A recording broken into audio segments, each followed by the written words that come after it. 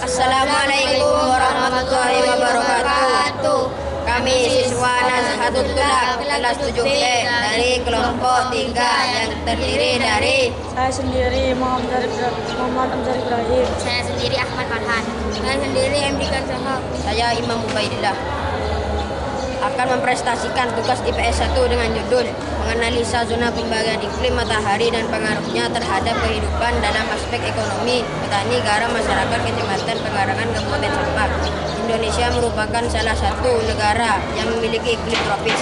Iklim tropis di Indonesia mempengaruhi oleh 3 jenis iklim, yakni iklim laut, iklim panas, dan iklim musim. Berikut adalah penjelasan mengenai iklim dan klasifikasinya. Apa yang dimaksud dengan iklim? Iklim subtropis. Wilayah yang memiliki iklim subtropis terletak di antara garis lintang 23,5 derajat dan 35 sampai 66,5 atau berada di utara dan selatan. Khatulistiwa atau lebih tepatnya terletak antara 23,5 lintang utara, 35 lintang utara dan 23,5 lintang selatan sampai 35 lintang selatan. Daerah beriklim subtropis mempunyai 4 musim, yaitu musim semi, panas, gugur, dan musim dingin. Keempat musim tersebut mempunyai karakteristik tersendiri dengan suhu maksimal, suhu minimal, kelembaban. Walaupun kondisi makhluk hidup yang berbeda, tapi secara waris besar wilayah beriklim subtropis sering ditandai dengan musim panas yang hangat hingga panas dan musim dingin yang sejuk hingga ringan dengan cuaca beku yang jarang terjadi.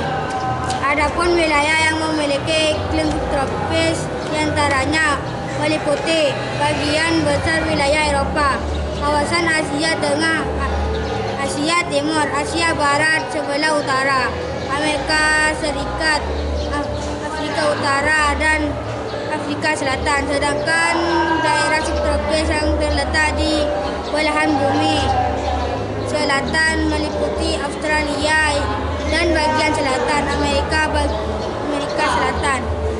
3. Iklim sedang. Iklim sedang atau hangat sendiri berada di wilayah dengan garis lintang tengah 35 sampai 66,5 lintang utara dan 35 lintang selatan dan 66,5 lintang selatan yang membentang antara tropis daerah dan daerah kutub bumi. Bukan hanya posisi latitudinal yang mempengaruhi perubahan suhu di wilayah beriklim sedang, arus laut, massa udara, benua, maritimitas, dan ketinggian juga merupakan faktor penentu. Sementara itu, iklim sedang juga terbagi menjadi 2 jenis, diantaranya iklim maritim. Iklim maritim sangat dipengaruhi oleh lautan yang mempertahankan suhu yang cukup stabil di sepanjang musim karena angin yang ada di barat beriklim sedang, tapi barat benua di daerah ini paling sering mengalami iklim laut.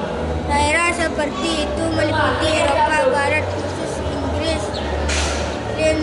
Melbourne, dan Auckland, serta Amerika Utara bagian barat pada antara 40 dan 60 garis lintang utara. Iklim kontinental. Iklim kontinental meningkat ke daratan dengan musim panas yang lebih hangat dan musim dingin yang lebih dingin karena pengaruh tanah terhadap penerimaan dan kehilangan panas. Peningkat wilayah dengan kondisi ini diantaranya Amerika Utara dan Eropa. 4. Iklim dingin kutub. Iklim dingin di bumi itu sendiri wilayah kutub dengan dengan iklim kutub ditandai dengan kurangnya musim panas. Setiap bulan dalam iklim kutub memiliki suhu rata-rata kurang dari 10 derajat Celcius dan 50 derajat Fahrenheit. Wilayah sendiri mencukupi lebih dari 20% bagian bumi. Sebagian besar wilayah ini jauh dari garis khatulistiwa dengan ciri-ciri memiliki musim dingin yang sangat panjang dan musim panas yang sangat singkat.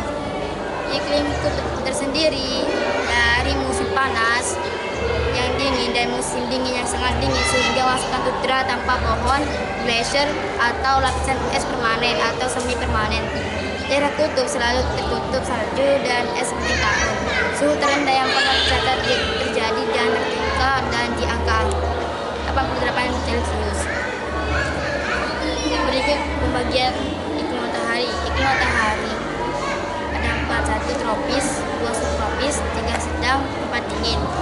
0 derajat sampai 23 derajat lintang utara tropis, 0 derajat sampai 40 derajat lintang utara subtropis, 0 derajat sampai 60 derajat lintang utara sedang, 0 derajat sampai 90 derajat kutub utara dingin, 0 derajat sampai 23 derajat lintang selatan tropis, 0 derajat sampai 35 derajat tropis, subtropis, 0 derajat sampai 66 derajat lintang selatan sedang, 0 derajat sampai 90 derajat kutub selatan dingin.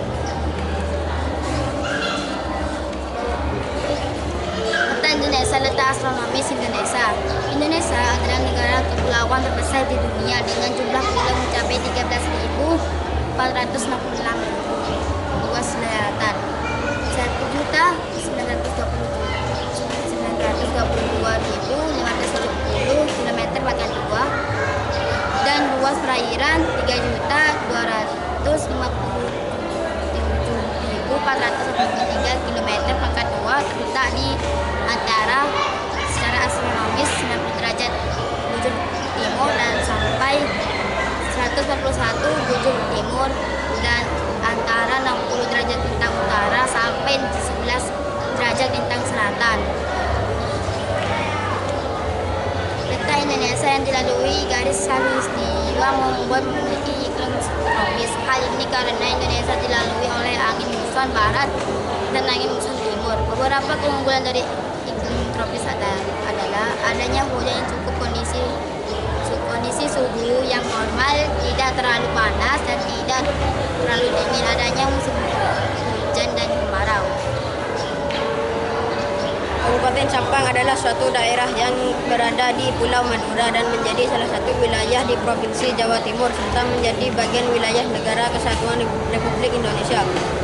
Oleh karena itu, wilayah Kabupaten Sampang itu memiliki iklim tropis sama halnya dengan wilayah Indonesia, sehingga musim yang dimiliki oleh Kabupaten Sampang yaitu musim kemarau dan musim hujan. Kegiatan ekonomi masyarakat di Kabupaten Sampang beraneka ragam, dari kegiatan perdagangan, pertanian, industri, nelayan, peternakan. Dari berbagai kegiatan ekonomi yang dilakukan oleh masyarakat Sampang, ada kegiatan ekonomi yang dipengaruhi oleh musim hujan maupun musim kemarau. Hal ini tentu akan mempengaruhi produktivitas dan penghasilan masyarakat. Jenis kegiatan ekonomi masyarakat Sampang yang dipengaruhi oleh musim yaitu kegiatan produksi garam yang dilakukan oleh masyarakat Kecamatan Penggarangan Kota Sampang.